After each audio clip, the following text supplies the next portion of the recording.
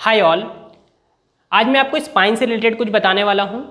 Spine से related जो भी बीमारियाँ हमें होती हैं, जैसे कल हमने डिस्कस किया था स्पाइन में 5 regions, cervical, thoracic, lumbar, sacrum और कॉकेक्स।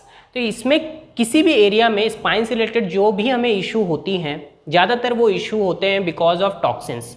हमारे बॉडी में जब टॉक्सिन जमा हो जाते हैं, जिस तरह का हमारा लाइफस्टाइल है, जिस तरह का हमारा खान पान है, इसकी वजह से हमारे बॉडी के अंदर, आर्टरीज़ के अंदर, हमारे नसों के अंदर छोटे छोटे टॉक्सिन जमा हो जाने की वजह से ये बीमारियां होती हैं।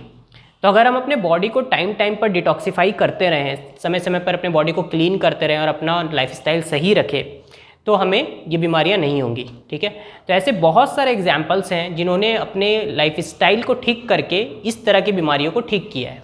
तो अब हम इसके बारे में डिस्कस करते हैं। और 4 तरह के स्पॉन्डी क्या क्या होते हैं। एक्चुअली में स्पॉन्डी का मतलब होता है स्पाइन। ठीक है, स्पॉन्डी का सिंपल मतलब होता है स्पाइन। जब भी आपने एमआरआई या किसी का एक्सरे देखा होगा तो उसमें ये टर्म्स लिखे रहते हैं जो देखने में बहुत कॉम्प्लिकेटेड लगते हैं। इसे मैं बहुत ईजी तरीके से आपको समझाने वाला हूँ। स्पॉन्डिलोसिस, ठीक है, स्पॉन्डी मतलब तो मैंने बता दिया स्पाइन, और लॉसिस का मतलब होता है डिजनरेशन। 2 वर्टिब्रास के बीच का गैप जब कम हो जाता है, ठीक है, 2 वर्टिब्रास जो है उसके बीच का गैप को कम हो जाने को बोलते हैं लॉसिस। जैसे ये एक वर्टिब्रा है, ये दूसरा वर्टिब्रा है, इसके बीच का जो स्पेस है ये अगर कम हो जाए तो इसको बोला जाएगा स्पॉन्डिलोसिस। ठीक है, ज़्यादातर ये L4 L5 में होता है। L4 का मतलब क्या है, लंबार 4 और लंबार 5 वाले बोन में होता है, या फिर L5 और S1 के लंबार 5 या फिर सैक्रम 1 के बोन के बीच में होता है, जो हमारे करीब इस तरफ में आएगा अगर आपको दिख रहा हो इमेज में। तो ओवर यूज इसका मेन कारण है, और एज के साथ ये डिजनरेशन स्टार्ट होता है। नेक्स्ट है spondylitis.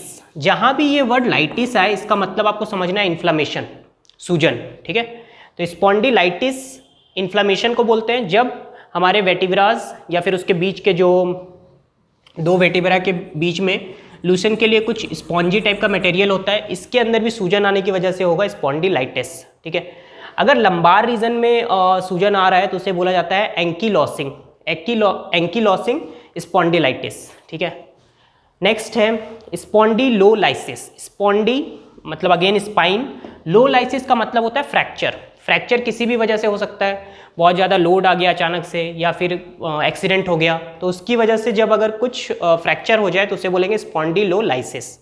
Okay, last one spondylolisthesis. Spondylolisthesis, देखो मैंने तोड़ के इसे लिखा है आपको।